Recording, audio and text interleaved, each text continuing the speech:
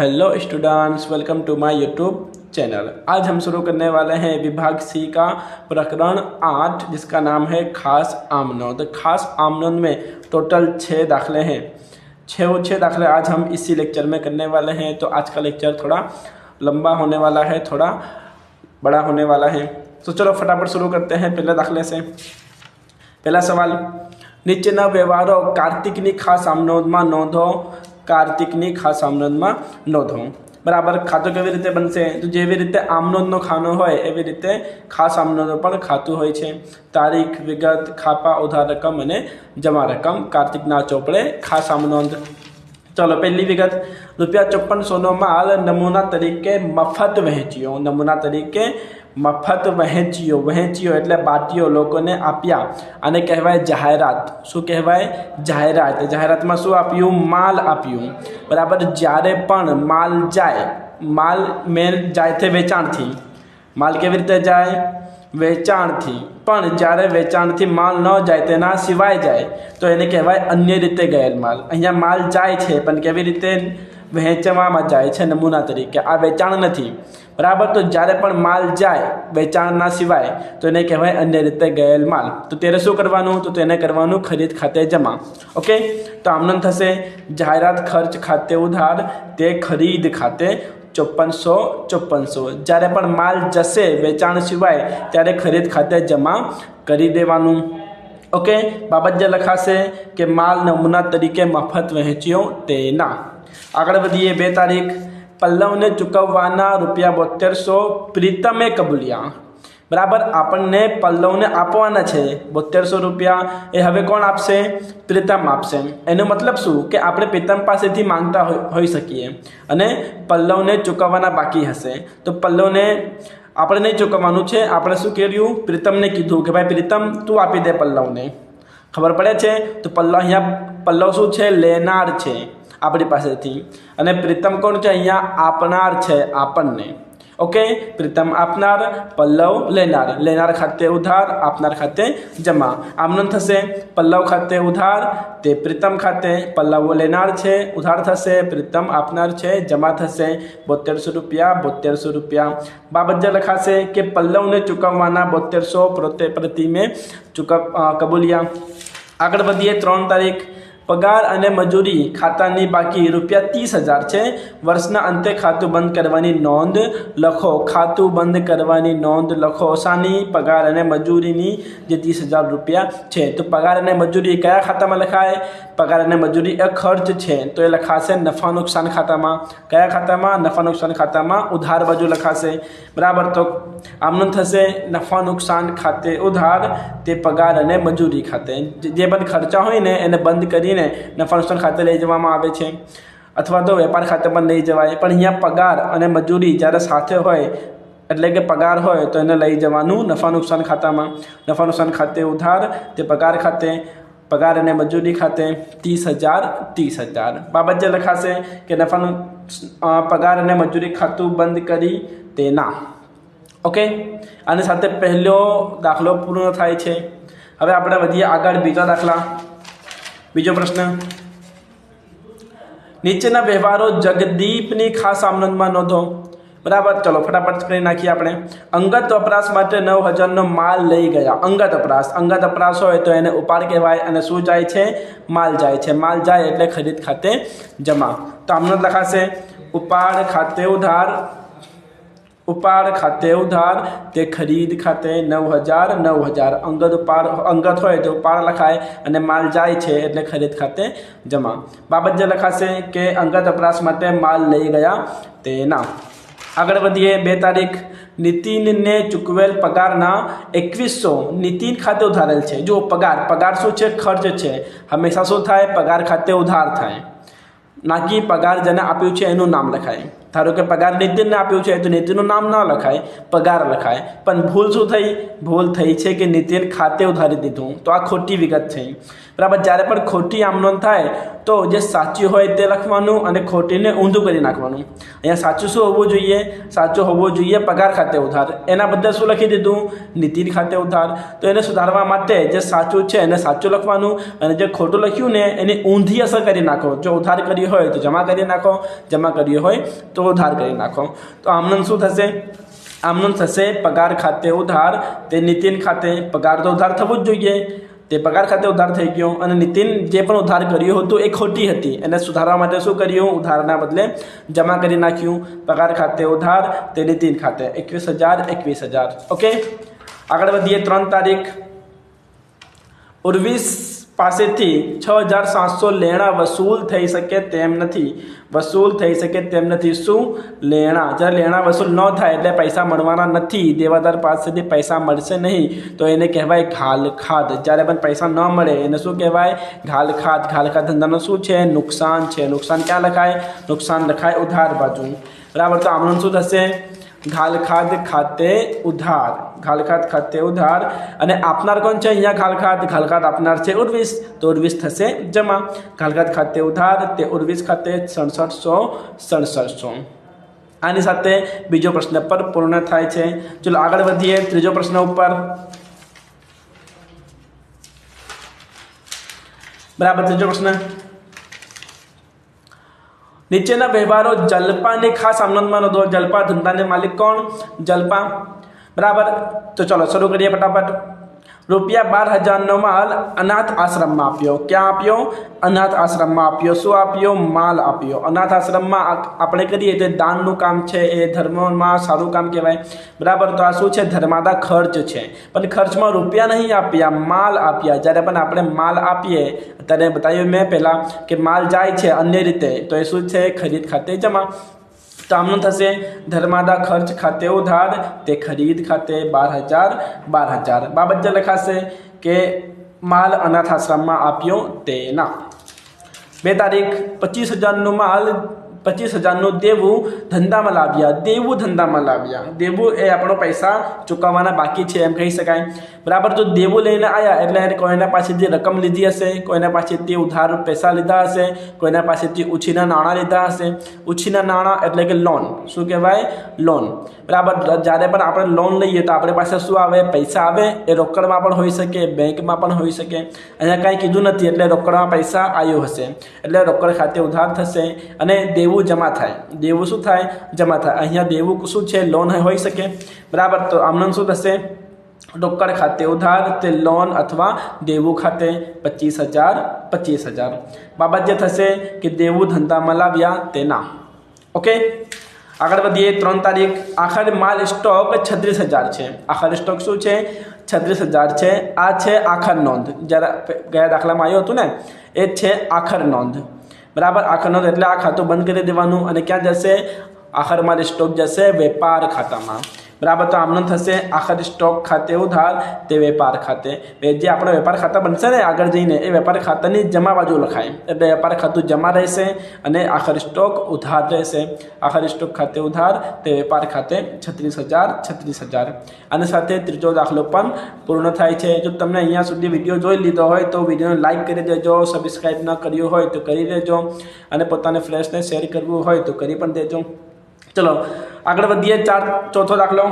પ્રશ્ન નંબર 4. નીચેના વ્યવહારો ઋત્વિકની ખાસ આમનોંધ. કોની આમનોંધ? ઋત્વિકની ખાસ આમનોંધમાં નોંધો. 1 તારીખ. ₹3,000નું ફર્નિચર 2800નો માલ આપી ખરીદ્યું. ફર્નિચર ખરીદ્યું. શું આપીને? માલ આપીને. કેટલાનો માલ? 2800નો માલ. અહીંયા ફર્નિચર આવે છે અને માલ જાય છે. પણ માલ જાય છે કોના બદલામાં? ફર્નિચરના બદલામાં. તો અહીંયા શું થયું? માલનું વેચાણ થયું અને ફર્નિચરની ખરીદી થઈ. ફરી કહું છું, ફર્નિચરની ખરીદી થઈ, માલનું વેચાણ થયું. તો ફર્નિચર ધંધામાં આવ્યું. તો આમનું શું થશે? ફર્નિચર ખાતે ઉધાર. ધંધામાં ફર્નિચર આવે છે ને તો ફર્નિચર થશે ઉધાર અને માલ જાય છે પણ માલ શેનાથી ગયું વેચાણથી ગયું અહીંયા ખરીદ ખાતે જમા ન લખાય કેમ કે અહીંયા માલ આપ્યું છે વેચાણના સ્વરૂપે આપ્યું છે ઓકે તો ફર્નિચર ખાતે ઉધાર તે વેચાણ ખાતે રકમ લખાશે માલનું યાદ રાખજો કે ધંધામાં માલ ઇમ્પોર્ટન્સ છે ફર્નિચર કરતાં કેમ કે માલ એ ધંધાનો શું કહેવાય વ્યવહાર કહેવાય ધંધાનો જે ચાલે છે એ માલના વ્યવહારથી ચાલે છે બરાબર તો માલની રકમ લખાશે ફર્નિચરની રકમ નહીં લખાય ફર્નિચર ખાતે ઉધાર 2800 તો વેચાણ ખાતે 2800 ફર્નિચર તો જાય છે એને જવા દેવાનું પણ જે ફર્નિચર તો આવે છે એ જેટલાનું પણ હોય પણ ઇમ્પોર્ટન્ટ શું છે માલ કે માલ કેટલાનું ગયું તો માલ ગયું 2800નું ઓકે ફર્નિચર આવે છે માલ જાય છે ડન બાબત જે લખાશે કે ફર્નિચર માલ આપીને ખરીદ્યું તેના બરાબર આગળ વધીએ ₹7,000નો માલ અકસ્માતથી નાશ પામ્યો એક્સિડન્ટ થઈ ગયું અને માલ ખરાબ થઈ ગયું વીમા કંપનીએ 70% દાવો મંજૂર કર્યો એટલે કે વીમા કંપની પાસેથી આપણને 70% રકમ મળી જશે અને બાકીની રકમનું શું થશે નુકસાન થશે ઓકે તો આમનું થશે કે વીમા કંપની ખાતે ઉધાર અહીંયા વીમા કંપની આપણું લેણું બને છે લેણું પૈસા લેવાના છે કોની પાસેથી વીમા કંપની પાસેથી લેણું થાય ઉધાર અને નુકસાન થયું આંખથી થયેલ નુકસાન ખાતે ઉધાર અને માલ બગડી ગયું માલ જાય જો અહીંયા માલ ગયું વેચાણથી નહીં ગયું અન્ય રીતે માલ ગયું જો અન્ય રીતે માલ જાય તો ખરીદ ખાતે જમા લખવાના ઓકે તો માલ કેટલાનું ગયું 7,000નું એમાં વીમા કંપની કેટલા આપશે 70% આપશે તો 7,000ના 70% થશે 4,900 અને જે બાકીની જે રકમ છે એ આપણે નુકસાન છે તો એ છે ₹2100 ઓકે વીમા કંપની ખાતે ઉધાર 4,900 આથી થયેલ નુકસાન ખાતે ઉધાર 2100 તે ખરીદ ખાતે 7,000 ઓકે સમજી ગયા આગળ વધીએ 3 તારીખ यंत्र पर 8,000 घसारो मांडी वाळो यंत्र पर शू करवानुं छे 8,000 घसारो मांडी वाळवानो छे त्यारे पर आपणे घसारो मांडी वाळीए तो घसारो केना उपर लागे यंत्र उपर लागे बराबर घसारो शू छे धंधानो खर्च छे तो घसारा खाते उधार थशे अने यंत्र थशे जमा बराबर घसारा खाते उधार तो यंत्र खाते 8,000 ओके बाबत जे लखाशे कि यंत्र पर घसारो गण्यो तेना आनी साथे दाखला नंबर 4 पण पूर्ण थाय छे। चलो आगळ वधीए दाखला नंबर 5 थी नीचेना व्यवहारो रसिकनी खास आमनोंधमां नोंधो रसिकनी खास आमनोंध छे फेब्रुआरी मासनो पगार 16,500 चूकववाना बाकी छे पगार चूकववाना बाकी छे पगार चूकव्यो नथी चूकववानुं बाकी छे पगार ए शुं छे धंधानो खर्च छे अने चूकववाना जो बाकी होय ए शुं बने ए बने देवुं देवा जमा थाय अने खर्च उधार थाय तो आमनो एकदम सिंपल छे पगार खर्च खाते उधार तो चूकववाना बाकी पगार खाते पगार चूकववाना बाकी ए देवुं छे जमा थशे अने पगार खर्च छे उधार थशे 16,500 बाबत जे कि पगार चूकववाना बाकी छे तेना ओके आगळ वधीए 2 तारीख शुं छे मनोज ने ₹300 व्याज चूकववाना थया चूकव्युं नथी व्याज चूकववाना थया आ पण सेम छे चूकववाना बाकी छे व्याज शुं छे धंधानो खर्च छे अने चूकववानो बाकी शुं बने देवुं बने बराबर तो आमनुं थशे व्याजनो खर्च खाते उधार